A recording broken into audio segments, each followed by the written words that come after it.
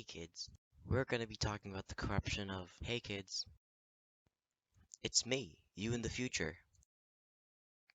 Well, you look like an idiot. Ah!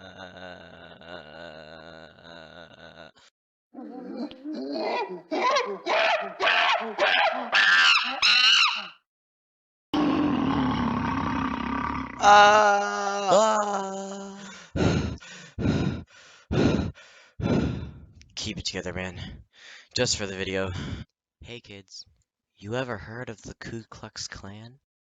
Of course you have. You just heard me say Ku Klux Klan, dumb nut. Now, when I bring up the KKK, the first thing you might imagine are white Christian dudes burning crosses and popping beers. Not only that, but they're also racist. Extremely racist.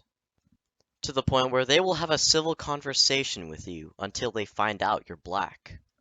These are the steps that Ron Stallworth, an African American officer, used to quote-unquote join the Ku Klux Klan.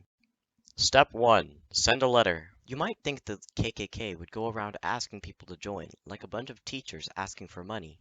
In reality, you're gonna have to stumble on an advertisement for it in a newspaper. That's exactly what Ron Stallworth did, an officer at the Colorado Springs Police Department. He found an ad calling out white people to join the Ku Klux Klan in a newspaper.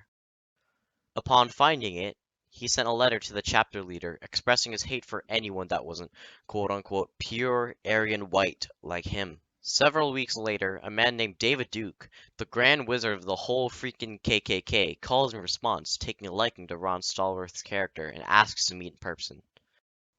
Now, this presents a dilemma for Ron. Remember that he's black, meaning that he can't actually meet up with him himself. So what did Ron do? He had his white friend Chuck go in his place to Klan rallies, because that's what friends are for. Step 2.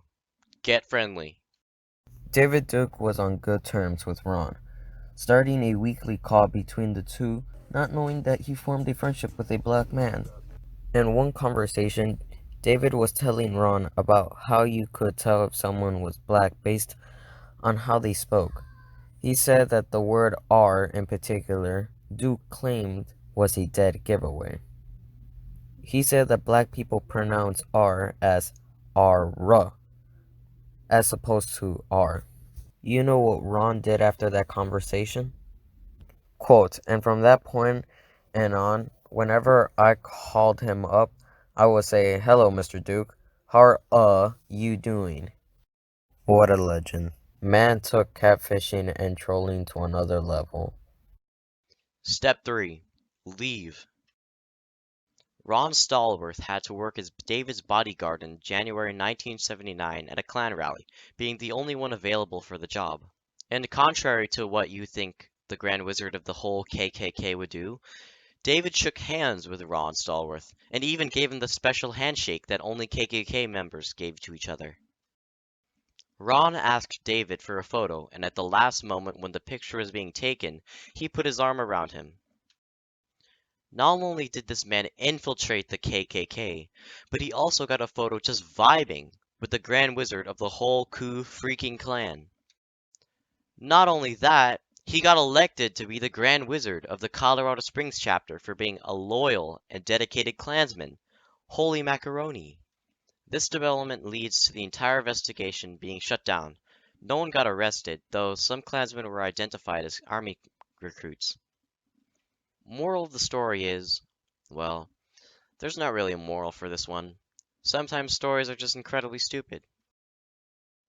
I don't know a lot about the next dude, but for sure his story is not stupid. Another individual that bamboozled the KKK was one Daryl Davis, who managed to influence 200 Klan members to give up their Ku Klux Klan membership also. Sorry guys that my microphone isn't working so I have to improvise. Now I may not know a whole lot about him but I can still tell you what I know. Mr. Davis was interested in the way some of the members of the KKK thought and he saw flaws. So with that he began converting the Klansmen men into actual human beings. Let me give you one instance of where he enlightened a Klansman so that he could truly see the way. He was in the car with a Klansman when he popped the question, "Why do you think African Americans are inferior to white people?" The Klansman said something along the lines of "It's in your genes, so is robbery, thieving, and other terrible things. Davis stared at him with disbelief, but then he did something smart. He fired back saying something on the lines of, well, if that's the case, all white people are masculars. Name one black mascular. The guy couldn't. After a while, he said that was a stupid thing to say and that it's not true, and it was Davis's response that made him give up his robe. Davis said, well, yes, but you know what, you're right. What I said was stupid, but no more stupid than what you said to me. 5 months later the guy gives up his robe. Well, give Phil back the stage now. Hey guys, it's me, Phil. Thanks for watching my terrible video, and we'll see you guys again on CNN 10.